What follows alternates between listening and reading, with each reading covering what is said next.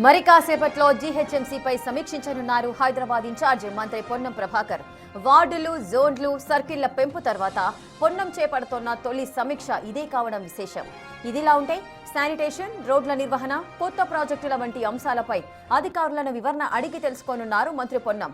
మరో 20 రోజుల్లో జీహెచ్ఎంసీ పాలక మండలి గడువు ముగియనుండటంతో ఈ సమీక్ష ప్రాధాన్యత సంతరించుకుంది.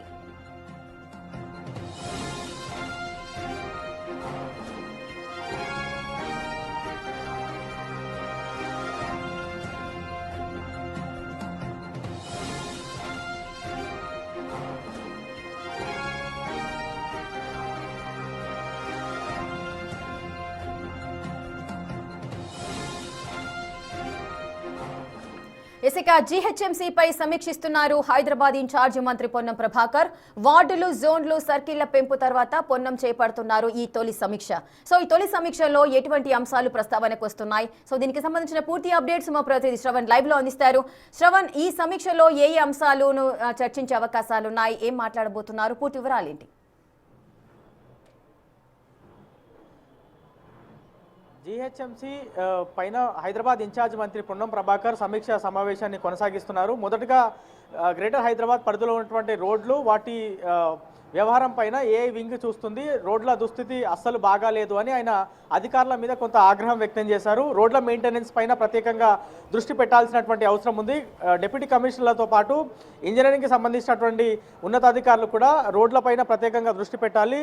జనాలు ఉద్యోగాలకి వెళ్ళేటప్పుడు, లేదా ఇంటికి వెళ్ళేటప్పుడు, లేదా వాళ్ళ పనుల నిమిత్తం బయటికి వచ్చినప్పుడు రోడ్ల డ్యామేజ్ ఉన్నటువంటి రోడ్ల మీద కొంత ఇబ్బంది పడుతున్నటువంటి అంశాలపైన మంత్రి పొన్నం ప్రభాకర్ సమీక్షించి అధికారులతో మాట్లాడి వాళ్ళకి స్పష్టమైనటువంటి ఆదేశాలు ఇచ్చారు. అది ముగిసిన తర్వాత హైదరాబాద్లో మొత్తం పొల్యూషన్కి సంబంధించినటువంటి అంశం పైన ప్రత్యేక దృష్టి రాష్ట్ర ప్రభుత్వం సాధించింది. ఢిల్లీలో ఏ విధమైనటువంటి పొల్యూషన్ ఇబ్బందులు వస్తున్నాయో అట్లా హైదరాబాద్లో రాకుండా ఉండేందుకు రాష్ట్ర ప్రభుత్వం ప్రత్యేకమైనటువంటి కార్యాచరణ తీసుకుంది. ఎలక్ట్రిక్ బస్సులు మాత్రమే హైదరాబాద్లో రాబోయే రోజుల్లో తిరుగుతాయి. దానిపైన ప్రత్యేకంగా రాష్ట్ర ప్రభుత్వం ఫోకస్ చేసింది.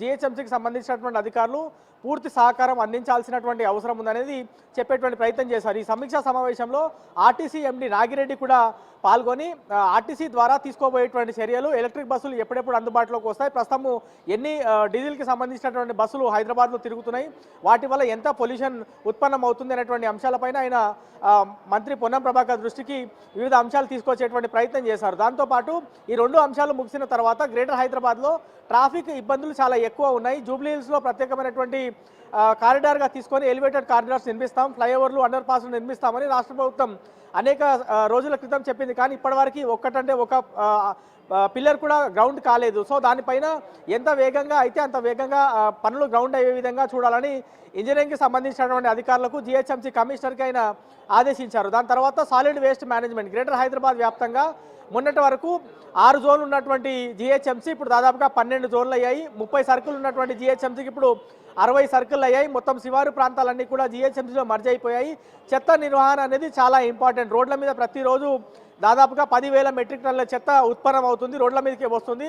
చాలా చోట్ల కూడా చెత్తగుండి పాయింట్ల దగ్గర చెత్త పిక్ చేస్తున్నప్పటికీ కూడా ఇంకా రోడ్ల మీదకి చెత్త వస్తూనే ఉంది. దానిపైన ప్రత్యేకంగా దృష్టి పెట్టాల్సినటువంటి అవసరం ఉందనేది శానిటేషన్కి సంబంధించినటువంటి అధికారులకు మంత్రి పొన్నం ప్రభాకర్ ఆదేశించారు. ప్రస్తుతం శానిటేషన్కి సంబంధించినటువంటి అంశం పైన అడిషనల్ కమిషనర్ శానిటేషన్ రఘుప్రసాద్ మంత్రి దృష్టికి వివిధ అంశాలని తీసుకెళ్తున్నారు. శానిటేషన్ ఎందుకు ల్యాబ్స్ అవుతుంది, ఎక్కడెక్కడ చెత్త ఎక్కువ ఉత్పత్తి అవుతుంది, ఎందుకు రోడ్ల మీదకి చెత్త వస్తుంది, గ్రేటర్ హైదరాబాద్ వ్యాప్తంగా ఇంటింటి చెత్త సేకరణ ఏ విధంగా జరుగుతున్నటువంటి అంశాలపైన ప్రస్తుతం మినిస్టర్కి అడిషనల్ కమిషనర్ శానిటేషన్ పూర్తి స్థాయిలో వివరాలన్నీ కూడా చెప్పేటువంటి ప్రయత్నం చేస్తున్నారు. దాంతోపాటు ప్రతి వర్షాకాలంలో ట్యాంకర్ల మీద జనాలు మొత్తము ఆధారపడాల్సి వస్తుంది. గ్రౌండ్ వాటర్ పెంచుకునే విధంగా, వాటర్ హార్వెస్టింగ్ పాయింట్లు నిర్మించే విధంగా, ఇల్లు పర్మిషన్ తీసుకునేటప్పుడే వాటర్ హార్వెస్టింగ్ పాయింట్ ఖచ్చితంగా నిర్మించే విధంగా అనుమతులు ఇవ్వాలి అనేటువంటి అంశం పైన కూడా ఆయన స్పష్టమైనటువంటి ఆదేశాలు ఇచ్చారు. అంశాల వారీగా ఆయన జీహెచ్ఎంసీకి సంబంధించినటువంటి అధికారులు, మేయర్, డిప్యూటీ మేయర్తో పాటు అందరూ జోనల్ కమిషనర్లు, అడిషనల్ కమిషనర్లు అందరూ కూడా ఈ సమీక్ష సమావేశంలో పాల్గొన్నారు. కాబట్టి వాళ్ళందరికీ స్పష్టమైనటువంటి ఆదేశాలు ఇస్తున్నారు. ఫిబ్రవరి 10వ తారీఖున జీహెచ్ఎంసీకి సంబంధించినటువంటి పాలక మండలి ముగియబోతుంది. పొన్నం ప్రభాకర్ హైదరాబాద్ ఇన్ఛార్జ్ మంత్రిగా బాధ్యతలు స్వీకరించిన తర్వాత రెండో సమీక్ష ఆయన చేస్తున్నది. మరి ఇన్ని రోజుల నుంచి ఆయన ఎందుకు సమీక్షించలేదో ఎవరికి తెలియదు, కానీ ప్రస్తుతం ఆయన సమీక్ష కొనసాగుతుంది. 15-20 నిమిషాల క్రితం ఈ సమీక్ష స్టార్ట్ అయింది. వివిధ అంశాలపైన ఆయన అధికారులందరికీ కూడా ఆదేశాలు ఇస్తున్నారు. ఆయనకి తెలియనటువంటి సమాచారాన్ని అధికారుల దగ్గర నుంచి కూడా సేకరిస్తున్నారు. మరి ఏ విధమైనటువంటి అంశాలపైన ఆయన పూర్తి స్థాయిలో నిర్దేశం చేయబోతున్నారు.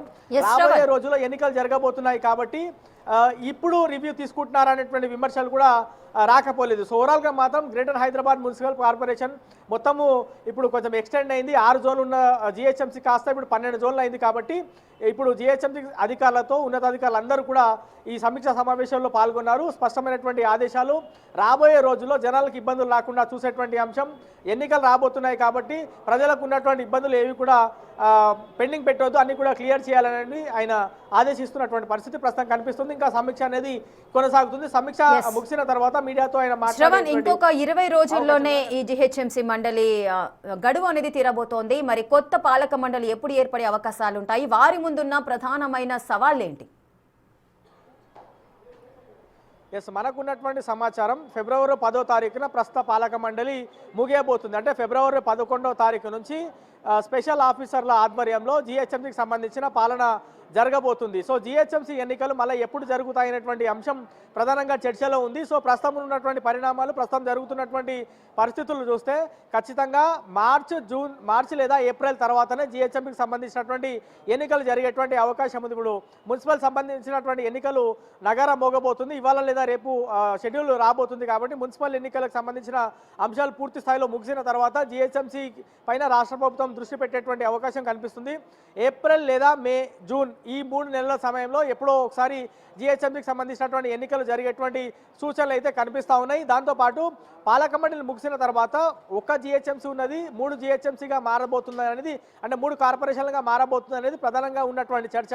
దానిపైన మీడియాతో మాట్లాడుతూ మంత్రి ఏమైనా క్లారిటీ ఇస్తారా లేదా అనేది మనం చూడాల్సినటువంటి అవసరం ఉంది. ప్రస్తుతం అయితే greater Malkajgiri municipal corporation, greater Cyberabad municipal కార్పొరేషన్తో పాటు గ్రేటర్ హైదరాబాద్ మున్సిపల్ కార్పొరేషన్ ఫిబ్రవరి 10 తర్వాత ఈ 3 కార్పొరేషన్లు అందుబాటులోకి రాబోతున్నాయి అనేది చర్చ మాత్రమే ఉంది. అది 3 కూడా కావచ్చు, 4 కూడా కావచ్చు అనేది ప్రధానంగా కొత్త అంశం ప్రస్తుతం వినిపిస్తూ ఉంది. సో 3 కార్పొరేషన్లకు సంబంధించినటువంటి అంశం ఒక ఫైనలైజ్ అయిన తర్వాతనే జిహెచ్ఎంసీకి సంబంధించినటువంటి ఎన్నికలు జరగబోతున్నాయి.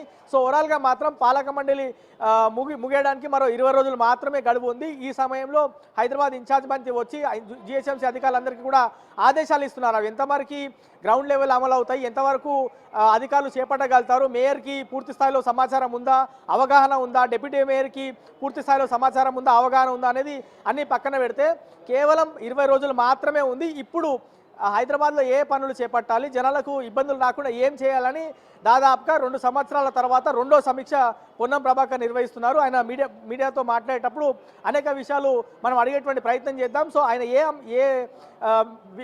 ఏ అంశం మీద ప్రధానంగా ఆయన డిస్కషన్ చేస్తున్నారు అనేది ఆయన సమీక్ష ముగిసిన తర్వాత ఓ క్లారిటీ వచ్చేటువంటి అవకాశం ఉంది. Right, thank you Shravan, thanks for the details.